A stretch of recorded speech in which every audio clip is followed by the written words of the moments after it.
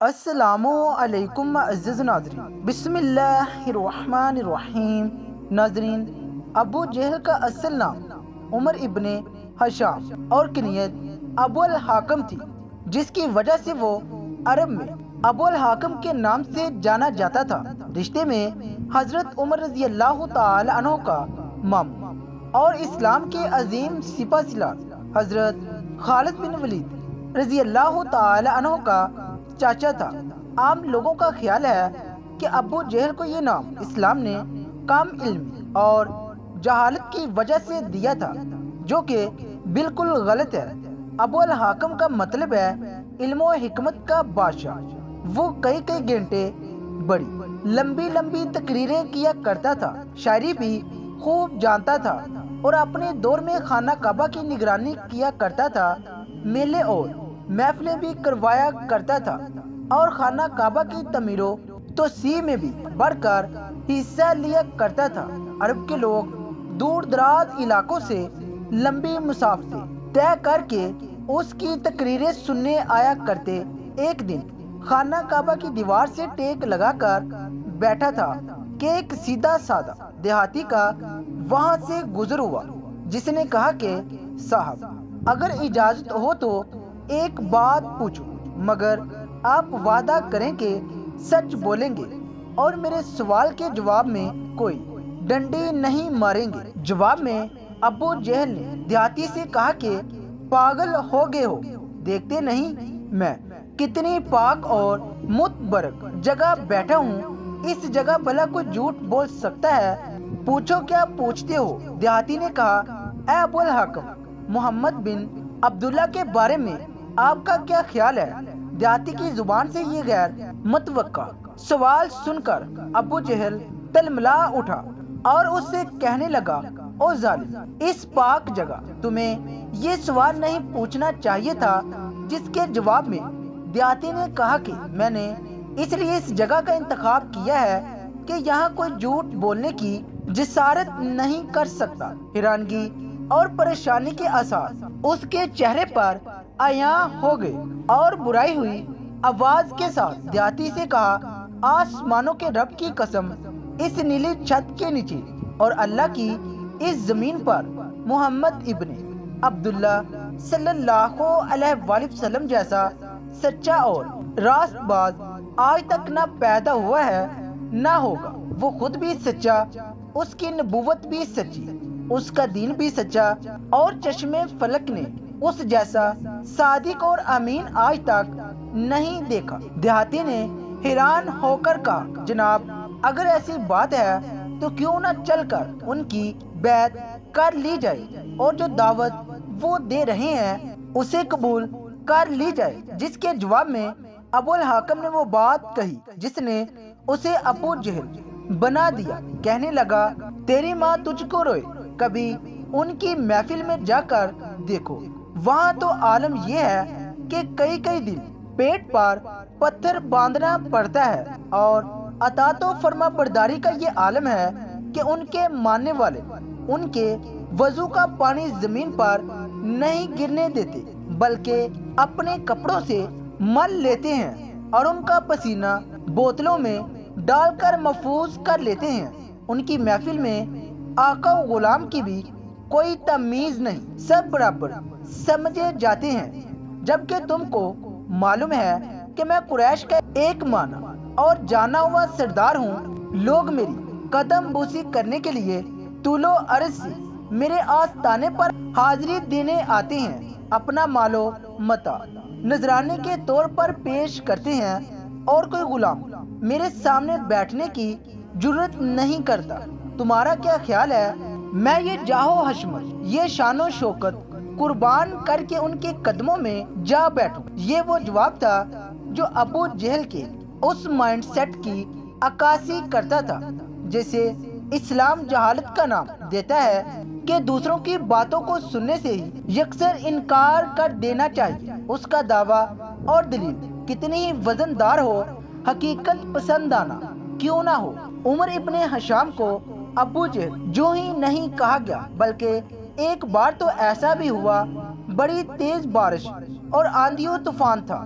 ابو جہل کے دروازے پر دستک ہوئی تو اس نے اپنی بیوی سے کہا کہ اتنے خراب موسم میں میرے دروازے تک آنے والا جو بھی سوال کرے گا، مجھے لات عزا کی قسم میں انکار نہیں کروں گا۔ جب دروازے پر پہنچا تو دیکھا کہ کائنات انسانی کا سب سے شریف اور سچا انسان، جس کی چوکھٹ پر فرشتے بھی ادب سے حاضر ہوتے ہیں، اپنے 14ویں کے چاند سے زیادہ خوبصورت چہرے پر دل مول لینے والی مسکراہٹ کے ساتھ اللہ تبارک و تعالیٰ کی وحدانیت اور کبریائی کا علم لیے کھڑے ہیں، اور اپنے معصوم لبوں سے دلیل اور منطق کے انمول موتی بکھیر رہا ہے۔ مگر ابن ہشام کی جہالت اور بدبختی کی انتہا دیکھیں۔ اس نے امام الانبیاء، نبی رحمت، حضور سرور کائنات حضرت محمد صلی اللہ علیہ وآلہ وسلم کی بات کو، جس کی قسم رب کائنات اپنی لاغیب کتاب میں کھا رہا ہے، سننے سے ہی انکار کر دیا، اور اپنے غافل کے پردوں سے ڈھکے کانوں میں ناپاک انگلیاں ڈال لی۔ اور بیوی نے جب اسے اس کی قسم یاد دلائی تو اس کے جواب میں بھی اس نے وہی بات دہرائی کہ میں کسی کو اپنے سے بہتر نہیں مان سکتا۔ آخر مجھ میں کمی کیا ہے؟ یہ مفہوم ہے جہالت کا کہ دوسروں کی بات کو سننے سے ہی انکار کر دینا اور اپنی ہر بات کو سچ تصور کر لینا، اور اگر کوئی دلیل مانگنے کی غلطی کر بیٹھے تو تشدد اور جبر پر اتر آنا۔ یہ رویہ عدم برداشت اور غصے کو جنم دیتا ہے جو جہالت کا اصل مفہوم ہے۔ حضرت بلال حبشی رضی اللہ تعالی عنہ سے روایت ہے کہ ہم مکہ مکرمہ میں امیر المومنین حضرت ابوبکر صدیق رضی اللہ تعالی عنہ کے گھر حضور نبی کریم صلی اللہ علیہ وآلہ وسلم کے ساتھ تھے۔ اس دوران کسی نے دروازے پر دستک دی۔ میں باہر نکلا تو اچانک کیا دیکھتا ہوں کہ ایک عیسائی دروازے پر موجود ہے۔ اس نے پوچھا کہ کیا یہاں حضرت محمد صلی اللہ علیہ وآلہ وسلم موجود ہیں؟ چنانچہ میں نے اسے اندر بلا لیا۔ اس نے آ کر عرض کی، اے محمد صلی اللہ علیہ وآلہ وسلم، آپ خیال کرتے ہیں کہ آپ اللہ کے رسول ہیں؟ آپ اگر اللہ تعالیٰ کے سچے رسول ہیں تو آپ میری مدد فرمائیں اس شخص کے خلاف جس نے مجھ پر ظلم کیا ہے۔ حضور نبی کریم صلی اللہ علیہ وآلہ وسلم نے ارشاد فرمایا کہ تجھ پر کس نے ظلم کیا؟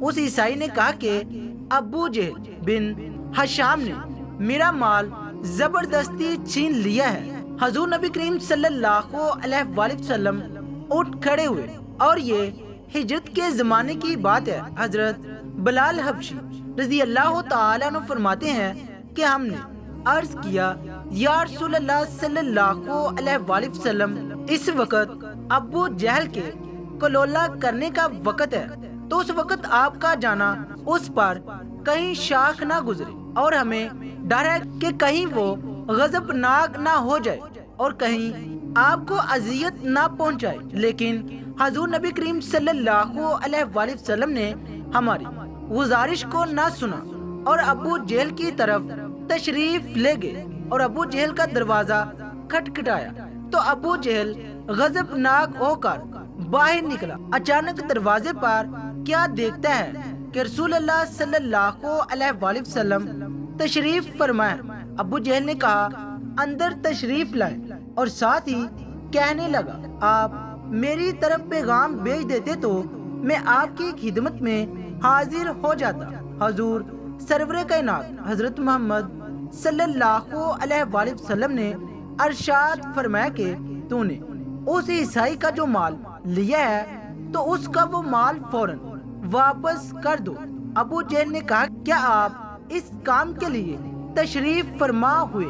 اگر آپ اس بارے میں کسی شخص کے ہاتھ پیغام بھیج دیتے تب بھی میں مال واپس کر دیتا۔ حضور نبی کریم صلی اللہ علیہ وآلہ وسلم نے فرمایا، بات کو طویل نہ کرو اور تم اس عیسائی کا مال اس کو واپس کرو۔ ابو جہل نے اپنے غلام سے کہا کہ اس عیسائی کا جتنا مال تو نے لیا ہے جلدی اس کو نکال کر اس کے حوالے کر دو۔ حضور نبی کریم صلی اللہ علیہ وآلہ وسلم نے ارشاد فرمایا کہ اے شخص، کیا تیرا مال تجھ کو مل گیا ہے؟ عیسائی نے کہا ہاں، سوائے ایک کھجور کے پتوں کی بنی ہوئی ٹوکری کے۔ حضور صلی اللہ علیہ وآلہ وسلم نے ابو جہل سے کہا کہ وہ ٹوکری جلد سے نکالو۔ چنانچہ ابو جہل نے اپنے گھر کے اندر تلاش کیا لیکن وہ ٹوکری نہ ملی۔ آخر کار ابو جہل نے اس ٹوکری کے بدلے میں اسے اس سے بہتر ایک اور ٹوکری دے دی۔ ابو جہل کی بیوی نے ابو جہل سے کہا کہ باخدا تو نے انتہائی عزت و عاجز کے ساتھ ابو طالب کے یتیم کی خاطرداری کی۔ ابو جہل نے اپنی بیوی سے کہا کہ جو کچھ میں نے دیکھا اگر تو دیکھ لیتی تو ایسی بات نہ کرتی۔ اس نے کہا کہ تو نے کیا دیکھا؟ ابو جہل نے کہا کہ میری قوت کے باوجود جو کچھ ہوا تو اس پر مجھے رسوا نہ کر۔ کہنے لگا کہ میں نے اس کے دونوں کندھوں پر 2 شیر بیٹھے ہوئے دیکھے۔ جب بھی میں ارادہ کرتا کہوں کہ میں مال واپس نہیں کرتا تو قریب تھا کہ وہ دونوں مجھے پھاڑ کھاتے۔ اس ڈر کے مارے میں نے ان کی عزت کی۔ اور بلال حبشی رضی اللہ تعالی عنہ نے فرمایا کہ جب عیسائی نے وہ سارا منظر دیکھا جو منظر ابو جہل دیکھ چکا تھا تو اس نے زبان حال سے کہا کہ اے محمد صلی اللہ علیہ وآلہ وسلم، آپ اللہ کے سچے رسول ہیں اور آپ کا دین برحق ہے۔ چنانچہ اس نے اسلام قبول کر لیا، اور اس کا اسلام کو قبول کرنا ایک مظلوم کی مدد کرنے کی برکت سے تھا۔ ابو جہل کی نظر جب ایک رومی کنیز پر پڑی تو اس نے اسے منہ مانگے داموں خرید لیا۔ اس کنیز کا نام زنیرہ تھا۔ زنیرہ کون تھی؟ اس کا خاندان کیا تھا اور کن حالات کی وجہ سے زنیرہ سلطنت روما سے مکہ کے بازار غلامہ میں ناقدس جنس کی طرح فروخت کی گئی۔ ان باتوں سے ابو جہل کو نہ کوئی دلچسپی تھی اور نہ ہی جاننا چاہتا تھا کہ ایک روز بہت عجیب بات ہوئی۔ ایک مرتبہ زنیرہ اونٹنی کو چارہ ڈال کر پلٹ ہی رہی تھی کہ اسے اپنے آقا کی آواز آئی جو مالکن سے بات کر رہا تھا۔ محمد جو ہمارے سامنے پلا بڑا ہے، ہماری ہی طرح زندگی گزارتا ہے، اب وہ کہتا ہے کہ اللہ اس سے کلام کرتا ہے، اس پر وحی نازل کرتا ہے، اس کے پاس حضرت جبریل امین علیہ السلام فرشتے آتے ہیں۔ آقا کی آواز کے ساتھ ہی کہکا بلند ہوا۔ زنیرہ کو دیکھتے ہی مالکن نے روبدار آواز سے اسے بلایا اور کہا زنیرہ ادھر آؤ اور میرے پاؤں دباؤ۔ زنیرہ سعادت مندی سے مالکن کے پاس گئی اور پاؤں دبانے لگی۔ کچھ دیر بعد مالکن نے ابو جہل سے پوچھا محمد نے ایسا کب کہا؟ ابو جہل نے کہا آج ابھی محمد نے مکہ کے سارے اکابرین کو بلوایا تھا پہاڑ کے قریب۔ اس نے پوچھا کہ اگر میں کہوں اس پہاڑ کے پیچھے سے دشمن کی فوج آ رہی ہے تو کیا تم یقین کر لو گے؟ سب نے گزشتہ کردار کو دیکھتے ہوئے کہا ہاں ہم یقین کر لیں گے، کیونکہ ہم نے ہمیشہ آپ کو سچا اور ایمانت دار پایا ہے۔ پھر اس نے کہا کہ سنو، مجھے اللہ نے پیغمبر بنا کر بھیجا ہے۔ اللہ نے مجھے تمہیں یہ بتانے کے لیے مبعوث کیا ہے کہ اللہ ایک ہے اور اس کے سوا کسی کی عبادت مت کرو۔ تمہاری تمام حاجتیں وہی یعنی اللہ پوری کرتا ہے۔ ابو جہل چند لمحے خاموش ہو کر بولا حیرت تو یہ ہے کہ وہ یہ کہتا ہے کہ سب انسان برابر ہیں۔ اس نے ایک بار پھر کہہ کر لگایا اور کہا آقا غلام کی تمیز کبھی مٹ سکتی ہے کیا؟ اعلیٰ اور ذلیل قبیلے برابر ہو سکتے ہیں؟ معلوم نہیں محمد یہ کون سی بات کر رہا ہے جو نہ کبھی سنی اور نہ دیکھی۔ ابو جہل کی یہ تمام باتیں زنیرہ کی یادداشت میں رہ گئی۔ خاندان قریش سے تعلق ہونے کی وجہ سے حضرت محمد اسلام کے تعلقات قبیلہ بنو مخزوم سے بھی تھے اور بہت سے لوگوں کی طرح زنیرہ بھی حضرت محمد کے لیے دل میں احترام کے جذبات رکھتی تھی۔ پھر یہ عمر بن ہشام کا معمول بن گیا کہ اکثر گھر میں عمر اور اس کی بیوی حضرت محمد صلی اللہ علیہ وآلہ وسلم کے بارے میں زہر سے بڑی گفتگو کیا کرتے تھے۔ ابو جہل حضرت محمد صلی اللہ علیہ وآلہ وسلم کے خلاف جتنا زہر اگلتا تھا اتنا ہی زنیرہ کے دل میں حضرت محمد صلی اللہ علیہ وآلہ وسلم کا احترام بڑھتا چلا جاتا۔ پھر ایک عجیب واقعہ ہوا۔